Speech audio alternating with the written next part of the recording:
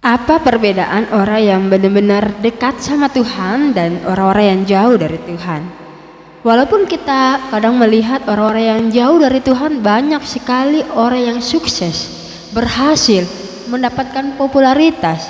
Tapi apakah itu menjamin bahwa dia mendapatkan kekuatan atau mendapatkan ketenangan dalam hidupnya?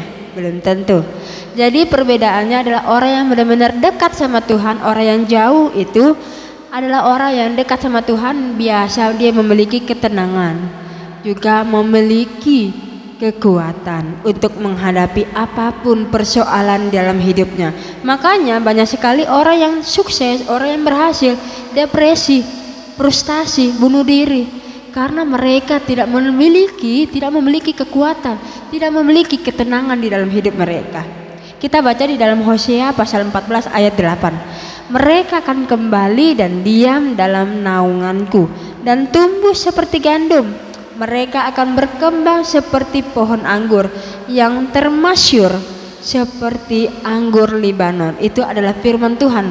Firman Tuhan berkata di sini adalah ketika kita diam dalam Tuhan, apa yang Tuhan katakan, bahwa kita akan tumbuh seperti gandum dan berkembang seperti pohon anggur.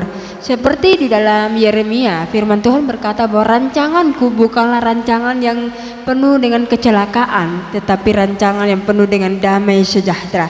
Itu adalah firman Tuhan. Jadi ketika kita benar-benar hidup di dalam Tuhan, Tuhan tidak pernah memang menjamin bahwa kita pasti berhasil, kita pasti kaya. Tidak. Karena di dalam Alkitab pun tidak ada jaminan bahwa ketika kita datang sama Tuhan, Tuhan tidak pernah menjamin bahwa kita akan kaya, kita akan sukses, kita akan terkenal. Tidak.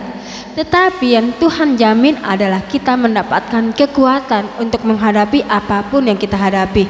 Ketenangan bahwa kita mengalami masalah apapun, kita mendapatkan ketenangan.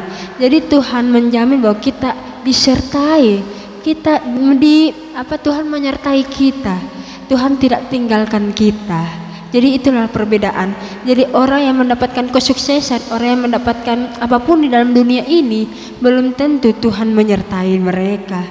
Jadi saudara, jangan selalu berkecil hati kalau saat ini hidup kita belum jauh dari kata sukses. Karena ketika kita hidup dalam Tuhan, itu sudah adalah kesuksesan dalam Tuhan.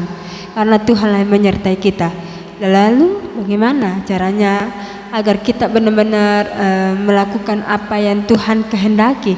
Kita harus selalu bertanya sama Tuhan, supaya kita mendekati kesuksesan yang Tuhan genapi dalam hidup kita.